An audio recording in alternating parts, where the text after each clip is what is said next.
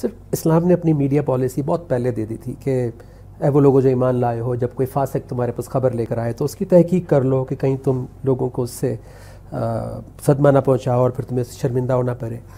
अल्लाह के रसूल सल्लल्लाहु अलैहि वसल्लम ने फरमाया कि सुनी सुनाई बात को आगे मत बढ़ाओ। एंड देन फिर कहा कि ज़ुबान और हाथ से दूसरा महफूज रहे। तो इसका मतलब है कि लिखने से पहले, बोलने से पहले तोलने का हुक्म है, सोचने समझने का हुक्म है कि देखें इससे क्या रिजल्ट आएगा, हम सामने वाले को क्या दे रहे हैं। हाँ बिल्कुल जनाब। फिर मैं तो अपना तजुर्बा आपको बता रहा हूँ कि टेलीविज़न चैनल से जैसे आप जैसे लोग आए इंटरव्यूज़ लेते हैं, तो मैं उनसे कहता हूँ कि अल्फाज को पकड़कर मेरे माने मत बदलना।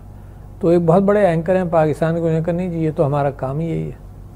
तो अब मैं क्या कह सकता हूँ ऐसे सबको ना कि देखो अल्फाज का मेरा जो मकसद है, आपका भी मकसद यही होना चाहिए कि वही कम्युनिकेट हो, ना कि अल्फाज के अंदर, क्योंकि अल्फाज का चुनाव बड़े बड़े लोगों का मुश्किल हो जाता है। सही है ना। मेरे नबी सल्लल्लाहु अलैहि वसल्लम परफेक्ट आदमी थे, है ना। उनके अलावा सब लोग अल्फाज का चुनाव, घरों के अंदर झगड़े हो जाते हैं।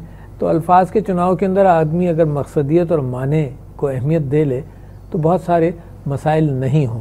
मगर चलो कोशिश है हमारी कि टेलीविज़न को भी ये कहते रहें कि देखो मकसद को ले चलो, अल्फाज के चुनाव पर मत फंसाओ।